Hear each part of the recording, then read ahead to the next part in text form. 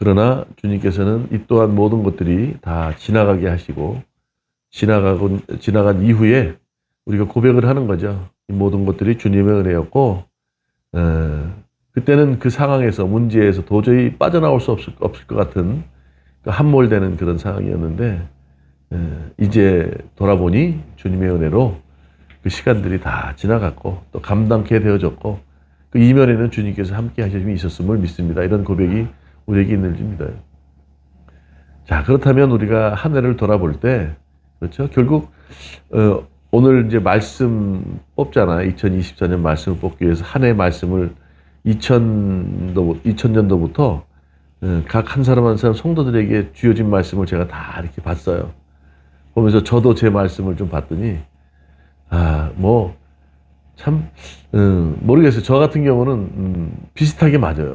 그 말씀이 저를 통해 하나님 주님 말씀이 틀린 게 없죠. 다 내 나름대로의 어떤 관점에서 해석을 하면 다 나를 위한 것이고 그것이 돌아보니까 다 훈련의 과정이었고 그 모든 것들을 예비하셨구나 이렇게 생각을 하는데 한 해를 돌아보면서 이제 오늘도 말씀을 2024년 또 그동안 뽑았던 것들을 다시 이제 이렇게 채워놓으면서 그 생각을 했어요. 주님께서는 참 선하시고 기뻐하시고 온전한 뜻, 그렇죠? 그 가운데 우리랑 함께 하셨구나 이런 생각을 하게 돼요. 절대 우리가 지금 한 해를 우리가 연초에 2023년 초에 이 시간을 바라보고 달려오지 않았나요? 그렇죠. 2022년을 생각하면서 좀 아쉬운 점이 있었는데 2023년 새해를 시작하면 이랬으면 좋겠어라는 소망, 또 하나님께서 인도하실 거라는 소망으로 우리가 살아왔다고 봐요. 자, 이제 이 시점 한 해를 돌아보고 또 힘겹게 달려왔지만 그 힘겨운 삶 가운데 주님이 함께 하셨으면 우리가 고백하면서 지금 돌아보니까 어때요? 뭔가 이루셨습니까? 좀 어떤 것 같아요? 이제 2024년 한 해를 좀 힘차게 자신 있게 살아갈 수 있을 것 같아요. 2023년 우리가 무엇을 할까? 크게는 그런 소망으로 한번 주제를 잡아봤어요. 무엇을 할까? 분명히 말씀드렸듯이 예수님께서 12월 25일 날 그렇죠. 이 땅에 오셨어요. 육신을 입고 오셨어요. 근데 그 예수님을 전하기 위해서 6개월 전에 세례 요한이 태어났고 세례 요한이 태어나서 뭐라 그래요? 우리의 죄를 짊어진 어린 양. 그 어린 양을 짊어진 분이 오시는데 그 어린 양, 세상의 짐을 짊어진 어린 양이 오셔서 그분이 예수님이라고 얘기를 하면서 그렇죠? 그분이 오신다고 얘기했어요. 그러니까 많은 사람들이 믿지를 않은 사람도 있고 믿은 사람도 있어요. 성탄절이라고 얘기하는데 어떤 분들은 성탄절에 보면 글쎄요. 주인이 누구예요? 생일자이신 예수님이 주인 아닌가요? 그런데 예수님은 사라지고 없어. 생일을 다 치러놓고 박수 치고 생일잔치 노래 부르고 했는데 딱 보니까 오늘 무슨 일이야? 무슨 일이 있었어? 누가 생일인데? 이래. 우리가 그런 어처구니 없는 삶을 살고 있지 않는단 말이죠. 선물을 받았어. 선물을 줘야 된다고 해서 선물을 사서 줬는데 그렇죠? 선물이 주가 되는 그런 계절이 아니었나 싶어요. 우리 선물 하나씩 받았잖아요. 그죠? 그 생일 선물을 누가 받아야 돼? 예수님이 받아야 되는데 우리가 받았어. 예수님은 온데간데 없고 사라지고 말이야 선물만 주고받는 그런 계절이 되지 않았냔 말이죠. 또 선물을 그냥 삽니까? 크리스마스만 되면 대목을 노리잖아요. 영리 목적으로 그냥 물건을 이것저것 사다 놓고 제가 우리 선물 사러 교보를 갔는데 보니까 어마어마해. 평상시에 책도 안 보는 사람들이 그 선물 사러 다 나오는 것 같아. 그렇죠? 그러면 누구만 배불러져요? 누구만 배불리는 거예요? 장사하는 사람들만 배불리는 거예요. 성탄절의 가장 중요한 생일의 핵심자이신 예수님은 사라지고 엄한 쪽에 전부 다 관심을 쏟고 있단 말이죠. 그렇지 않나요? 그리고 성탄절 그럼 노는 날이니까 사람들이 어때요? 흥청망청 놀러 가고 스키 타러 가고 그렇죠? 해외로 여행 가고 생일의 주체인 예수님은 사라지고 우리가 그런 삶을 살아간다는 거예요. 우리는 이 땅에 그렇게 흥청망청 그렇게 살라고 온 게 아니잖아요. 우리 분명히 세례 요한도 뭐라 그러냐면 내가 아버지께서, 하나님께서, 주님께서 보냈다 그랬어요. 그 대상은 이 세상을 만드신 분이고, 그렇죠? 그분은 주님이시고, 그분은 예수님이에요. 보냈고, 또 보낸 이유가 있잖아요. 그렇죠? 예수님을 예비하기 위해서 보냈다는 거예요. 그러니까 이 땅에 보내진 목적이 세례 요한에게 있어요. 6개월 전에 왔지만. 그런데 말하기를 나보다 먼저 계신 분이 있는데, 그분을 전하러 왔다 그래요. 그분이 누구예요?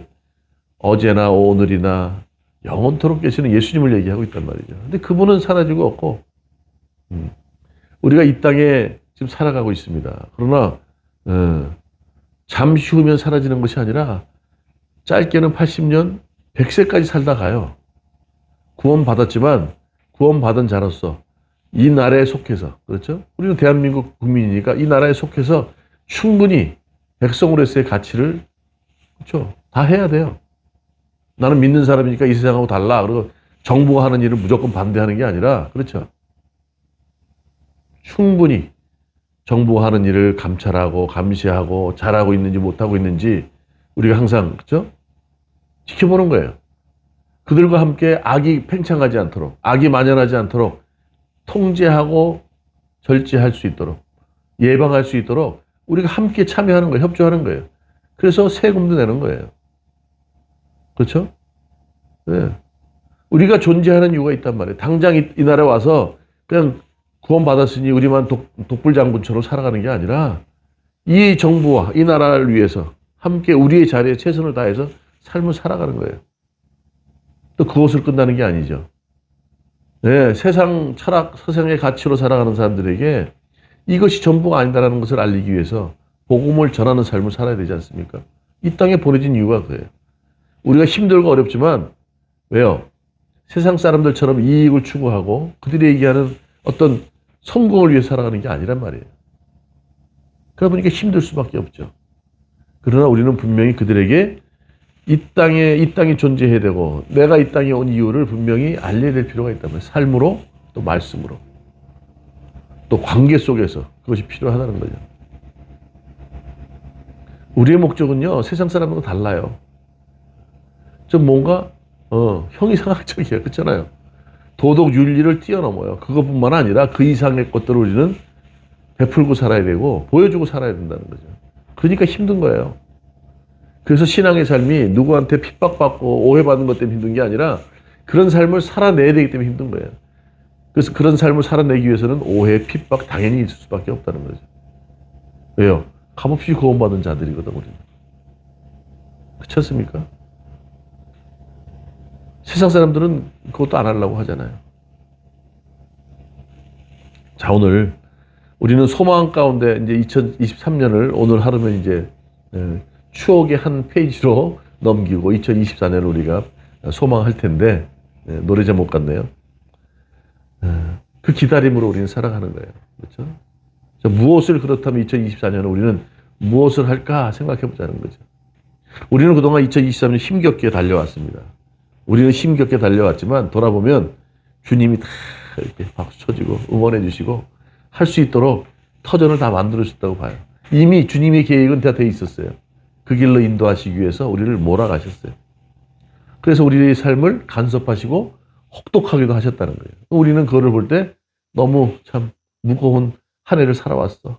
버겁게 달려왔다고 표현을 하지만 그 이면에는 주님의 도움, 성령의 도우심이 있었다는 거죠. 자, 오늘 첫 번째 우리가 무엇을 할까?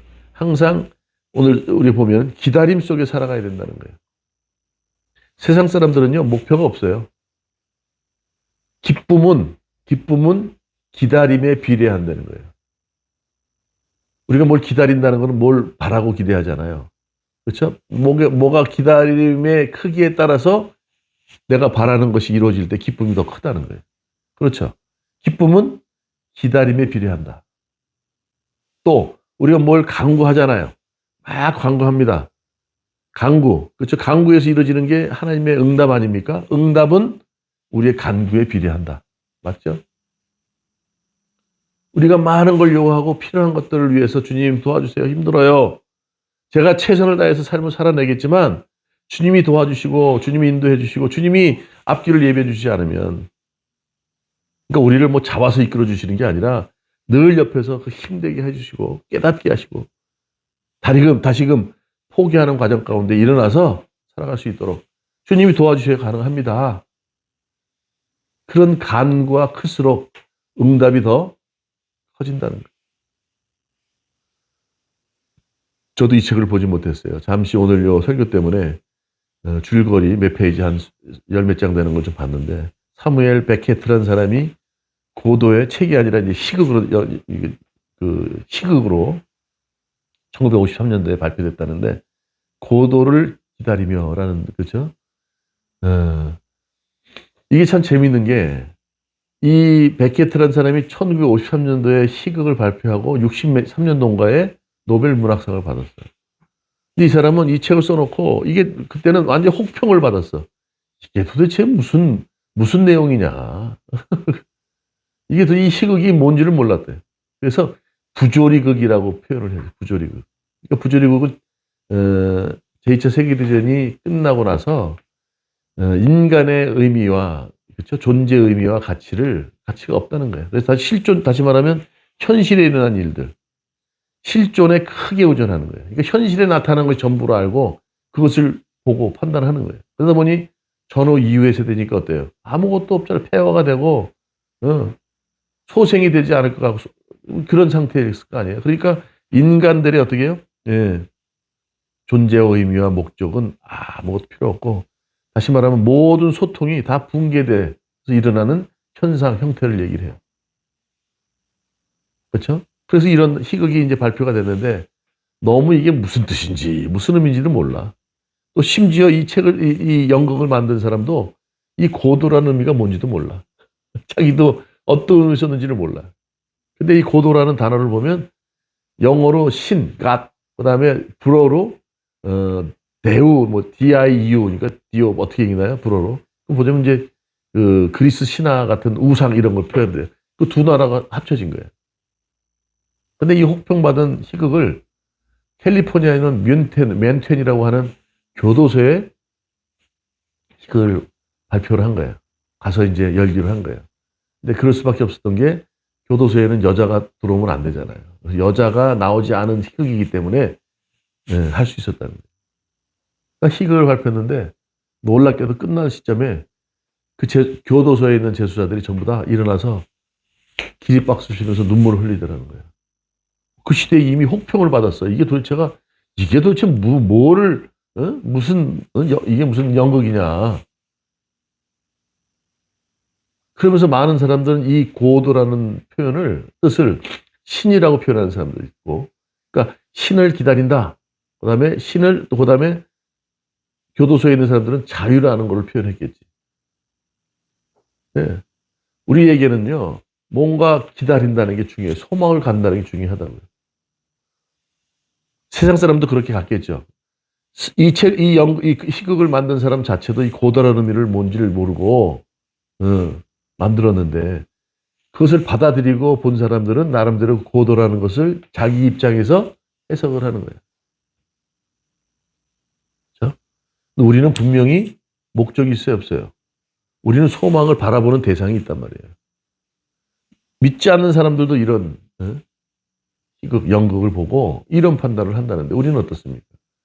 우리가 성탄절 12월 25일에 예수님이 육신을 입고 이 땅에 오셨다 그랬어요? 4주 전부터 우리는 뭘 했어요? 대망절. 그분을 기다렸죠? 우리는 목적이 분명히 있어. 그분이 우리의 전부인 줄 알았단 말이에요. 그분만이 이 세상의 모든 어떤 형태의 조건, 상황, 문제, 거기에 답인 줄 알았단 말이죠. 그렇죠? 이게 얼마나 중요한지 몰라요. 우리가 그분을 기대했고, 기다렸고, 그래서 그분의 오심이 우리에게는 얼마나 감사한지 몰라요. 그런데 세상 사람들은 잘 모른다는 거예요. 자기 나름대로의 관점에서 해석할 수밖에 없는 거예요. 그래. 12월 25일 날은 선물 주고받고 흥청망청 그냥 즐겁게 노는 날이야. 밤새도록 부어라 마셔라 하는 날이야. 지금 어떤 면으로 이 사무엘 베케트라는 사람은 자기가 뭔 의미에서 썼는지 모르지만 받아들인 사람 입장에서는 중요한 게 왜 기다린다는 거예요. 무엇을 바라보고 기다리느냐. 교도소에 있는 사람들은 자유를 바랬을 것이고, 그렇죠? 인간의 능력으로 도저히 살아갈 수 없다는 사람은 신을 기다렸을 것이고, 자기는 얘기하기를 신이라는 해석은 하지 말아라 그랬대. 모든 사람에게 기다린다는 기다림이 분명히 있는데, 기다림은 결국 어떻게 아까 말씀드렸죠? 기다림의 크기는 나중에 기쁨의 크기로 비례하게 나타난다는 거죠. 우리는 한 해를 뒤로 하고 있습니다. 2024년은 2023년보다 더 나은 삶을 기대해 볼 필요가 있는 거예요. 누구랑 함께? 주님과 함께. 과거에 똑같은 내 삶을 내가 답습하는 것 아니에요. 주님의 도우심과 성령의 도우심으로 살아가는 거예요. 주님, 한 해를 돌아보니까 우리 말씀이 그렇게 나오더라고.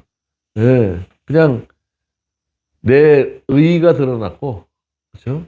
나는 너와 다르다는 생각으로 살다 보니 내가 힘들었네요. 2024년은 주님이 말씀하셨듯이, 바울 사도도 얘기했듯이 매일매일 날마다 내가 죽노라, 그런 삶으로 살아가겠습니다. 예, 오늘 기다림이 그런 의미인가 아닐까 싶어요. 2024년은 그렇죠, 더한 주님의 살아계심, 더 크신 주님을 그렇죠 기다리는, 그분을 바라며 그분과 함께하는 그 시점을 생각하며 살아가는 그런 한 해가 되기를 원해요. 사람들은 대부분이요, 이 고도라는 뜻을 그래, 무엇이 주어질지 이 고도가 누군지도 몰라. 고도가 누군지, 이게 고도가 과연 올지도 안 올지도 몰라. 그래서 고도를 기다린다 그랬잖아요. 이 고도라는 거, 그게 과연 올까 안 올까도 모르고, 그렇죠? 고도가 누군지도 모르고, 또 고도가 왜 올까? 이런 것도 생각 안 하면서 마냥 기다리는 거예요. 그 주인공이 길가에서 나무에서 이렇게 둘이 마냥 바라보고 있는 거예요. 고도를 기다리는 거예요. 이렇게 멍하니 서서. 연극의 주제가 그거예요. 주인공 둘, 또 종 둘이서 마냥 기다리는 거예요. 그러니까 올지 안 올지도 모르는데, 또 누가 오는지도 모르고, 또 왜 오는지도 모르고. 그 참 힘들지 않아요? 예수님을 믿지 않는 사람들은 그런 삶을 살아가고 있는 거 아닐까요? 좀 2024년은 좀 올해보다는 낫지 않을까라는 생각, 막연한 생각으로. 목표가 없이 막연한 생각은 안 돼. 기다림에 분명한 대상이 있어야 되지 않습니까? 그분이 이미 오셨어요. 우리 그분과 이제 동행하는 삶, 주님과 동행하는 삶. 작년에, 올해까지가 이거잖아요. 주님과 동행하는 삶을 2024년도 살아야 되는 거예요. 두 번째는 어떻게 해요? 만남이에요, 만남. 만남은 어떻게 해요? 이렇게 만난다는 거, 이렇게 만나잖아요, 사람들. 만나는데, 우리가 그런 얘기를 하죠. 바닷가에 가서 해수욕장에서 물놀이를 해. 수영복 큰 물놀이하고 발만 담그고 탁 나와. 그리고 선탠해. 그리고 올라왔어. 내가 여름에 피서 다 했어. 그리고 올라와. 그러면 물만 발하고 몸만 담그는 거잖아요. 근데 어떤 사람은 들어가서 수영을 해서, 앞에 나가니까 바다가 얼마나 깊은지 큰일 날 뻔했어. 그리고 돌아온 사람은 그 바다에 대해서 더 잘 알아요, 못 알아요? 더 잘 알죠. 이게 그냥 마냥 좋은 것만이 아니라 잘못하면 빠질 뻔했어. 해파리도 요즘 보니까 해파리도 많아. 물렸으면 어떡할 뻔했어? 근데 어떤 사람은 스킨스쿠버 장기를 입고 바다에 들어가서 그 아름다운 모습을 다 보고 돌아와요. 아이고, 겉에서 볼 땐 예쁜데 들어가 보니까 그냥 쓰레기가 얼마나 많은지. 똑같이 그 환경을 만났고 경험했어요. 그런데 만남의 차이가 있어요, 없어요? 있죠. 여기서 만난다는 건요, 경험하는 거예요. 관계를 얘기하는 거예요. 지난번에 우리 성육신 해서 오신 예수님, 성녀로 잉태하신 마리아가 뭐예요? 나는 남자를 모릅니다. 그래요. 남자를 모른다는 얘기가 어떤 거예요? 남자가 누군지 모른다는 거예요? 아니죠. 남녀 간에 관계가 없다는 얘기잖아요.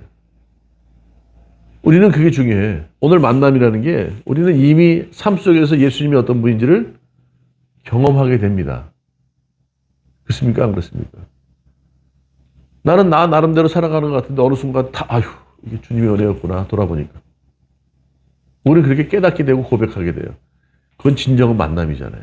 그런데 교회를 나오면서도 그런 만남이 없어. 나에게 그런 생각을 해도, 이건 우연이라고 해도 그렇게 될 수 없는 일들을 경험했음에도 불구하고 나는 몰라, 이런 사람은 만나기를 원치 않는 거죠. 관계를 거부하는 거죠.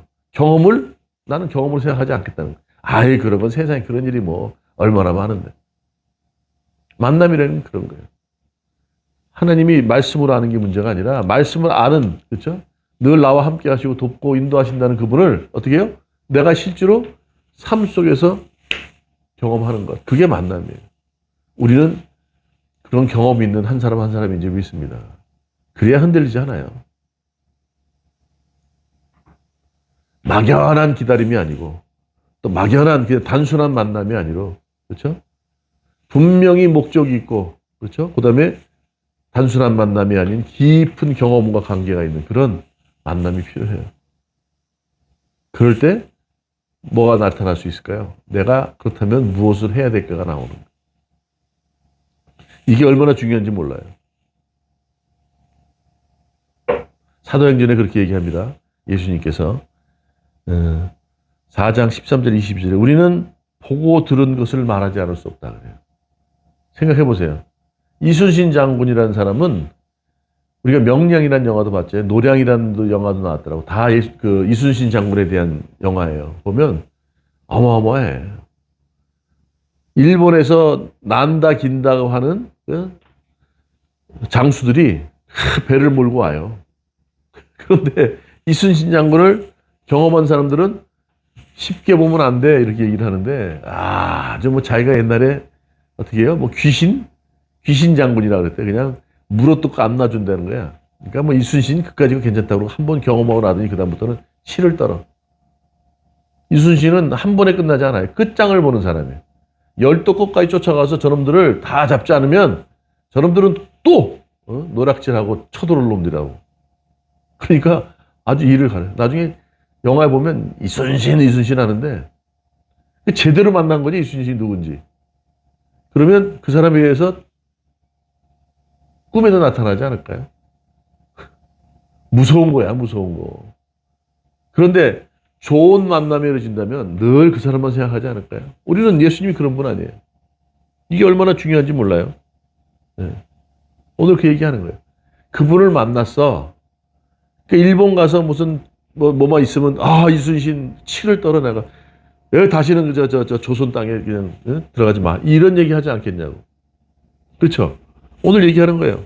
베드로가 나는 보고 들은 것을 말하지 않을 수 없어. 그만큼 확실한 만남의 경험이 있기 때문에 이렇게 되는 거예요. 우리가 그런 삶을 살아야 돼요. 한 해 동안 좀 어설프게 주님을 알았다면, 그렇죠? 올 24년도에, 내년 24년도에 주님은 늘 우리랑 함께 한다는 걸 그냥 믿으세요.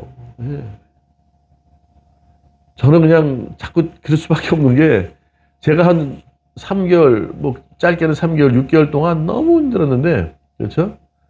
표정이 그렇게 힘들게 안 보였죠? 아이고. 주님이 인도하시더라고요. 예. 지금도 인도하고 계신 줄 믿습니다. 걱정하지 않아요. 잘못되면 잘못된 데는 이유가 있겠지. 저는 그렇게 생각해요. 그게 우리 신앙 고백이에요. 자, 오늘 확실한 기다림. 우리는 대상이 있어요. 목표가 있어요. 실체로 오셨다고요, 그분이. 그분을 우리는 만났어요. 경험했어요. 그렇다면 오늘 세 번째, 무엇을 할까? 무엇을 해야 됩니까? 오늘 본문에도 그런 말이 계속 나오죠. 이 말이 뭐냐면, 예수님이 태어났어요. 마리아와 함께 규례에 따라, 그렇죠? 오늘 얘기하는 게 그거 아닙니까? 주의 율법에 따라서 산비둘기 한 쌍 혹은 어린 비둘기 둘로 제사를 하고, 그렇죠? 하기 위해서 예루살렘으로 나왔어. 거기에 시몬이라는 사람이 있는데 이 사람은 의롭고 경건한 사람이래. 성령이 그 위에 있대요. 그가 주의 그리스도를 보기 전에는 죽지 않겠다. 세상에 우리를 구원할 구세주가 오기 전까지 내가 죽지도 않겠다고 했던 사람인데 성령의 그런 지시를 받았대. 시몬이라는 사람이에요. 이분이 성령의 감동으로 성전에 들어가매 마침 부모가 마리아하고 요셉이죠. 부모가 율법의 관례대로 행하고자 해서 예수님을 데리고 온 거예요. 그러니까 시몬이 어떻게 해요? 아기를 탁 안습니다. 데코마이라는 여기서 안는다는 것은 영접한다는 거예요. 영접하고 하나님을 찬송하여 이르되 29절 보세요. 주제여 이제는 말씀하신 대로 종을 편안히 놓아주시는도다. 그리스도를 만나지 않고는 죽지도 않겠다는 사람이 이제는 내가 죽어도 여한이 없다 이렇게 얘기하는 거예요. 내 눈이 주의 구원을 보았사오니 이렇게 얘기를 해요. 그렇죠? 예수님이 누군지 아는 거 아니에요. 딱 보면 알아. 그동안 어떻게 해요? 우리를 구원할 그리스도를 기다리고 있었는데 그분을 딱 만나고 나니까 한눈에 안 거야. 아하, 우리를 구원할 분이구나. 이게 지금 이 땅에 온 시므온이 이 땅에 온 목적을 분명히, 그렇죠? 우리가 지금 봤잖아요. 기다림과 만남 가운데. 뭐라 그래요? 이는 만민 앞에 예비하신 것이요 이방을 비추는 빛이다. 그렇죠? 요한복음 1장 1절에 1장 이후에 뭐라 빛이라고 그랬잖아요. 우리 이 땅에 비추는 어둠을 비추는 빛이라고. 주의 백성 이스라엘의 영광입니다 하니 그의 부모가 그에 대한 말씀을 듣고 놀랍게 여기더라. 오? 그러니까 마리아가 생각해 보세요. 성령 잉태함으로 제가 주의 뜻에 따르겠습니다 해서 애를 낳는데 아는 사람이 있어요, 없어요? 알아주는 사람이 있잖아요, 지금. 네. 깜짝 놀라는 거예요. 이 땅을 구원할 이스라엘의 영광이요. 빛으로 오신 이방의 빛을 빛으로 오신 분이라고 얘기를 하니까 깜짝 놀라는 거죠. 시므온이 그들에게 축복하고 그의 어머니 마리아에게 말하여 이르되 보라 이는 이스라엘 중에 많은 사람을 패하거나 흥하게 하며 비방을 받는 표적이 되기 위해서 세움 받았다 이렇게 이르. 예수님이 이 땅에 오신 목적을 분명히 이해하고 있죠. 시므온이라는 사람이. 자, 그 칼이 내 마음을 찌르듯 하리니 이는 여러 사람의 마음에 생각을 드러내려 합니다. 하더라. 이렇게 하면서 또 한 사람이 나타나는데 아셀 지파의 비누엘 딸 안나라는 사람인데 이 사람은 우리 권사님하고 비슷한 것 같아. 결혼한 지 남편하고 7년 살다가 남편이 죽었어. 그리고 84세까지 혼자 된 사람이에요. 그래서 뭐라 그러냐면 선지자인데 나이가 매우 많았더라. 그가 결혼한 후 7회 7년 동안 남편하고 함께 살다가 과부가 됐대요. 사모님 권사님 몇 년 사셨어?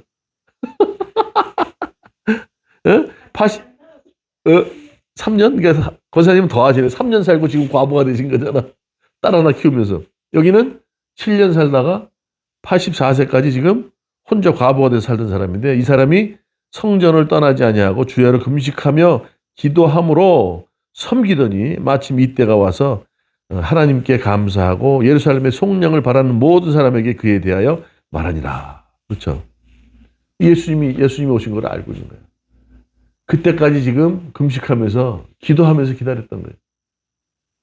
자, 그러니까 어떻게 뭐라 그래요? 지금 시므온이나 안나라 지금 어떤 얘기를 하고 있어? 이스라엘의 구원을 위해 오실 분이 오셨다. 자, 우리가 무엇을 할까 그랬잖아요. 우리는 분명한 대상을 기다리고 그분을 만난 바 되었고 또 만나는 경험이 앞으로도 계속 있을 줄 믿는데 그 다음에 해야 될 것이 뭡니까? 기다림, 만남, 증언하는 삶이에요. 그렇죠. 우리가 이 땅에 보내진 목적이 뭐예요? 잠시 있다가 그냥 세상 뭐 이렇게 핏방울 받고 그냥 힘든 삶 아니면 행복하게 기쁨만 누리고 세상에 속해 사는 삶이 아니라 어떻게 해요? 내가 경험하고 만난 내가 기다렸던 그분을 만났는데 그분은 이런 분이야 라고 전하는 삶을 사는 거잖아요. 안나도 그랬어요. 남편하고 7년 살다가 84세까지 몇 살이 길었는지 모르지만 모든 인생을 기도와 금식을 통해서 그분이 오시기만을 기다렸어요. 시므온도 마찬가지 아닙니까? 내가 그리스도가 오기 전까지 죽지도 않겠다고. 우리를 구원할 구원은 이 얘기를 하는 거 아닙니까? 성경에는 이런 말들이 많아요. 우리는 이런 삶을 살아야 돼요. 요한복음에는 나오잖아요. 그 요한이 썼지만 예수님 곁에 있었던 것이 요한이라는 얘기는 정확하게 나오지 않아요. 사랑스러운 제자, beloved disciple이라고 얘기를 해요. 다시 말하면 주님을 사랑하는 모든 자들, 그런 자가 되어야 되는 거예요. 지금 시몬이나 안나 다 그런 사람들이에요. 예수님을 영접하는 자. 그분을 통해서 어떻게 해요? 자기의 모든 그동안 전 삶을 다 이제는 내려놓을 수도 있는 상황이 된 거예요. 아, 그분이 오셨다. 이제 그분이 이 세상을 지배하실 것이고 인도하실 것이고 그분을 통해 모든 사람이 구원받을 것이다. 이 선지자나 시몬이나 마찬가지로 그 목적을 위해서 이 땅에 살았었고 이제는 죽어도 여한이 없다고 얘기를 하는 거예요. 우리 삶이 그래야 되지 않나요? 먹고 살고 입는 것, 의식주가 전부가 아니라 그러잖아요. 하나님 나라의 의를 구하라 그러잖아요. 이 땅에 보내진 이유가 그거지. 그냥 멋내고 엉덩이 흔들고 맛있는 거 먹고 다니고 아 나는 너보다 맛있는 거 먹었다. 너보다 내가 옷을 더 멋지게 입었지. 이렇게 죄로운 게 아니라니까. 그거 잠시 오면 사라지고 없는 것. 나이 들어봐요. 다 자유로워. 네? 그렇지 않나요? 지금 젊은이가 좀 난 것 같고, 나이 드니까 뭐, 네. 다 때가 있어, 때가 있고, 중요치 않아. 중요치 않은 것에 목숨 걸지 말라는 거예요. 중요한 것은 따로 있다는 거예요. 그러니까 사도행전 4장에 그렇게 얘기하는 거니까. 나는 보고 들은 것을 말하지 않을 수 없어. 내가 얘기하잖아. 자꾸 아버지 보여달라는데 나를 알았다면 내 아버지를 이미 본 건데 뭘 자꾸 아버지 보여달라고 얘기하느냐. 우린 예수님을 만났잖아요. 그렇죠? 그분이 지금 우리와 함께 계시다니까요. 우리 안에 계시다니까요. 우리의 모든 것 다 버리고, 그렇죠? 자아를 버리고, 우리의 주장을 다 버리고 주님이 내 안에서 나를 움직이게 하셔야 된다는 거예요. 오늘 그 얘기를 하는 겁니다. 성경에 많은 분들이 나오잖아요. 우물가에, 사마리아 여인 우물가에서 물 뜨러 왔다가, 눈 피해서 왔다가 예수님을 만나고 나서, 생각해 보세요. 사람들 창피해서 떼약볕이 쨍쨍 쪄요. 그러면 여자들 그 떼약, 이 선크림을 발랐다 하더라도 나만 하지 않을걸. 죽은 깨가 막 하나둘 튀어나오면 여자들이 그 피부를 얼마나 중요시 여겨요. 그런데, 그래서 피해서 나왔는데, 이거 창피해서 그런 거 아니에요? 근데 사람들 앞에서 예수님을 만나고 나서는 그냥 내가 만난 사람 너 와서 보라 이렇게 얘기하잖아. 우리가 맛있는 거 먹으면 어디 가니까 맛집이 있더라 얘기하고 어떤 영화를 보니까 서울에 보면 얘기했잖아요. 참 실화를 바탕으로 잘 만들었더라 얘기하듯이 우리가 예수님을 만나서 그 복음이 우리에게 주는 큰 영향력이 얼마인지 안다면 그걸 전하지 않겠냐고요. 그거에 대한 경험도 없고 이거 뭐 그까짓 거 생각하니까 그런 삶을 살지 않는 거지. 그럼 뭐 저는 뭐라 그럴 수는 없어요. 주님도 그건 자유야. 근데 그로 인해서 그런 복음을 전하지 않아서 상대방이 피를 흘린다면 그 피를 우리의 손에서 찾겠다고 얘기하는 거예요. 무서운 얘기예요. 그러니까 이 땅에 보내진 목적이 분명히 있다고요, 우리가. 2024년은 내가 사는 것뿐만 아니라, 그렇죠? 나를 통해서 많은 사람이 살아나는 그런 역사가 있기를 원합니다. 그런 삶을 살아야 될 것 같아요. 그런 목표를 가지고 무엇을 할까? 2024년, 23년에 못했던 것, 24년에 무엇을 할까? 이런 고민을 하고, 그렇죠? 생각을 하고, 기도하면서 맞는 그런 복된 한 해를 보내고 2024년을 맞는 그런 한 해가 되기를 주님의 이름으로 축원합니다.